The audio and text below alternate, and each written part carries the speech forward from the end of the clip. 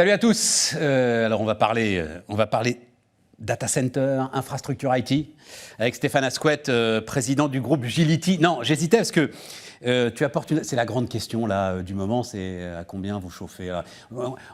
Il n'y a pas un homme politique qui peut s'asseoir quelque part sans qu'on lui pose la question de savoir à combien il va se chauffer.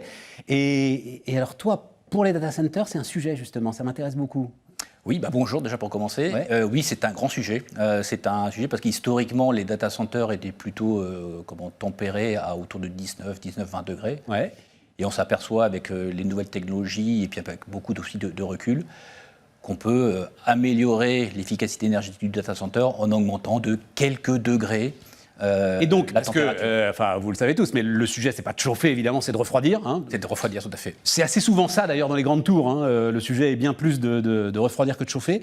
Et donc, en fait, refroidir le data center à 22 degrés, c'est ce que tu dis, le rend tout autant efficace que 19 degrés. C'est pas la peine de descendre à 19 degrés. Eh bien, c'est tout à fait ce qu'on constate aujourd'hui, c'est qu'en augmentant la température de 3, 4, parfois certains spécialistes vont même au-delà.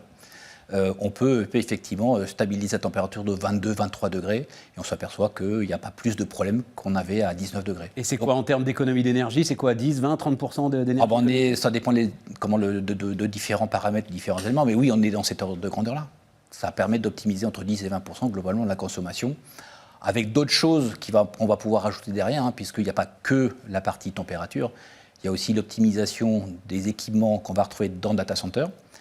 Donc en optimisant la place, en optimisant la disposition, donc maintenant on a des logiciels qui permettent de cartographier tout ça et puis de vraiment rentrer sur des optimisations physiques de l'espace utilisé.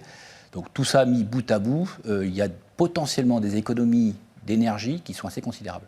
Mais toi, tu interviens où? Parce qu'il y a des opérateurs de data center, il y a des très grands groupes qui sont des opérateurs de data center. Hein, et pour être bien clair, ce ne sont pas les GAFA avec le cloud, ce sont bien les opérateurs de data center physiques, de l'infrastructure physique. À quel moment est-ce qu'ils font appel à toi? Parce que tu me parles justement de design du data center, mais ça c'est leur boulot de savoir où placer, je crois qu'on appelle ça des bed servers. C'est ça. Où placer tel baie par rapport à tel autre. Alors nous, on n'intervient pas forcément avec les grands cloud providers qui ont leurs propres services internes, qui font beaucoup de choses en interne. Nous, on intervient principalement dans les data centers des clients. D'accord. C'est-à-dire que les sociétés ont un ou plusieurs data centers. Ce fameux on-premise, ceux qui sont sur site. Exactement. D'accord. Et donc là-dedans, on intervient pour conseiller, mettre en œuvre un certain nombre d'éléments pour pouvoir justement optimiser l'efficacité du data center. Tu conseilles même sur l'achat du data center lui-même, des baies, la conception, on va dire ça comme ça. Alors, le data center, s'il doit être sur site? Alors, la conception du bâtiment en tant que tel, non, c'est vraiment pas notre spécialité. D'accord. Nous, notre domaine de compétence, c'est vraiment les infrastructures qui vont être installées dans le data center. Donc on a pour ça des partenaires avec qui on travaille, qui ont des logiciels qui permettent de proposer des solutions. Et après, on va pouvoir discuter avec le client pour voir comment on va implémenter telle ou telle solution qui aura été identifiée. Donc ça peut être, comme je disais, l'optimisation de l'emplacement de certaines machines. Ouais. Ça peut être tout simplement des machines qui sont très peu utilisées. Certaines machines sont très peu utilisées, sous-estimées, sous-exploitées.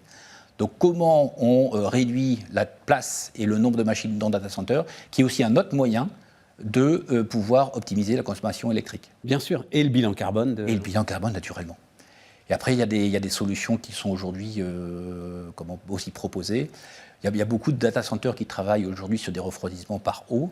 Là, on est en train de travailler avec un partenaire californien qui cherche justement à distribuer une nouvelle solution en Europe pour pouvoir faire rentrer du cooling dans les data centers. C'est quoi du cooling? C'est faire passer de l'eau.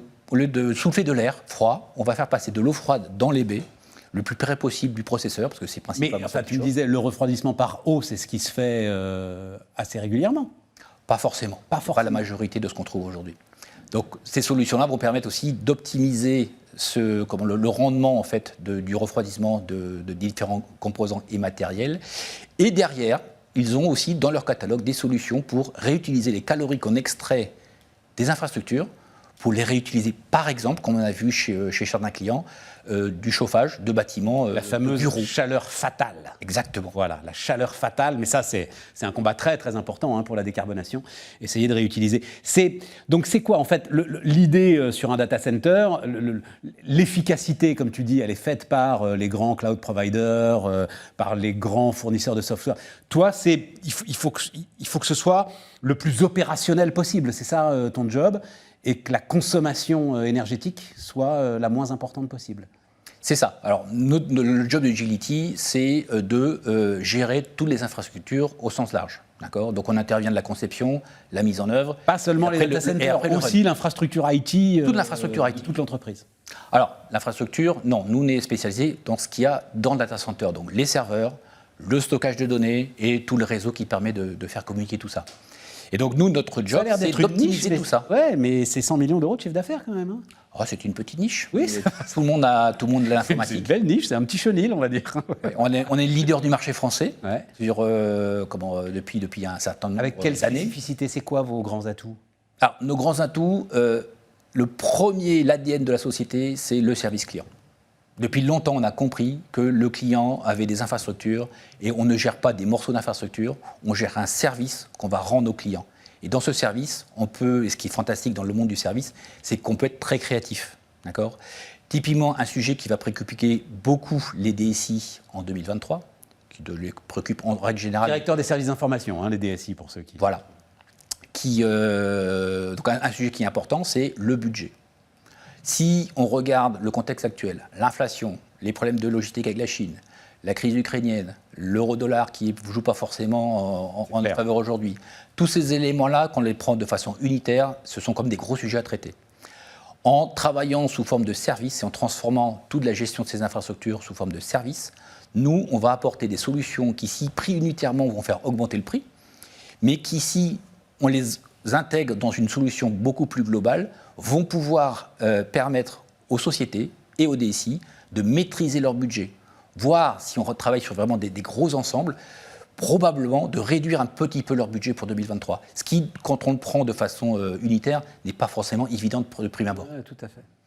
Tout à fait. Le point, c'est qu'il y a eu une sorte de folie cloud il y a, on va dire, quelques années. J'ai l'impression, en discutant comme ça à droite à gauche, qu'un certain nombre d'entreprises sont en train d'en revenir. L'ensemble des cybermenaces, etc. Enfin, il y a des grandes questions qui se posent là-dessus. C'est ce que tu vois, toi aussi, l'idée finalement de garder, qui peut paraître un peu incongrue parce que c'est de la donnée digitale, enfin bref, voilà. Mais de la garder pas trop loin de soi est en train de revenir. Est-ce que tu constates ça toi aussi ou pas ? Pas vraiment. Pas vraiment, non, d'accord. Pas vraiment. Nous, ce qu'on constate, c'est qu'il y a un mouvement qui a commencé il y a quelques années, qui s'est fortement accéléré avec de migration sur le cloud. Avec le Covid. Ouais. Pourquoi ? Parce que le cloud apporte quand même un élément essentiel, c'est la flexibilité. C'est clair. Voilà, clairement la flexibilité. Et puis il faut bien le dire, davantage de sécurité. Enfin, ils sont ultra sécurisés quand même, l'ensemble de ces. Ils ont un très bon niveau de sécurité, il faut bien le reconnaître. Ouais. Après, effectivement, on a des clients qui regardent à bien répartir leur infrastructure et leur informatique et leurs applications au bon endroit. Ouais. Donc il y a de plus en plus de clients qui réfléchissent, non pas forcément à avoir une politique complètement cloud, mais à vraiment garder la maison dans le on-premise, dans leur data center, un certain nombre d'éléments.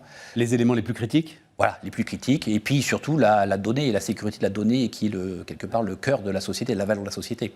Donc non. On ne peut pas dire qu'on voit qu'il y a un ralentissement vers la migration sur le cloud. Par contre, on voit qu'aujourd'hui, il y a des projets, des stratégies qui sont mises en place par les sociétés, qui sont beaucoup plus structurées, et beaucoup plus structurées autour de la donnée, la valeur de la donnée et les applications vraiment critiques pour l'entreprise. Ça, c'est vraiment ce qu'on voit de nouveau, c'est vraiment des vraies stratégies globales d'approche du cloud. Agility, donc c'est une croissance de 5-7% en moyenne par an. Oui. C'est quoi les objectifs, enfin le moteur, le carburant que tu vas trouver à mettre dans le moteur pour continuer à croître à cette vitesse ? Aujourd'hui, on a l'informatique continue de grossir, globalement. Ouais. Nous, comme je disais, on est une société qui apporte du service. Ouais. On est là pour écouter. Développement à l'international, peut-être ? Alors, il y a le développement international, mais il y a aussi le développement sur le marché français. On a beau être le leader du marché français. On va continuer à croître sur le marché français parce qu'on a encore un potentiel qui est important. Et effectivement, le gros relais de croissance que moi j'ai commencé à mettre en œuvre depuis maintenant 2 ans, c'est l'internalisation de nos infrastructures et de nos métiers et de nos services. Donc c'est aujourd'hui 3 filiales et puis demain ça sera beaucoup plus de filiales dans les pays européens. Parce que vous pensez que vous avez un savoir-faire réel qui... C'est 40 ans de savoir-faire. Ouais, c'est ça. C'est 40 ans de Peut savoir-faire. convaincre des clients ailleurs qu'en France. Tout à fait.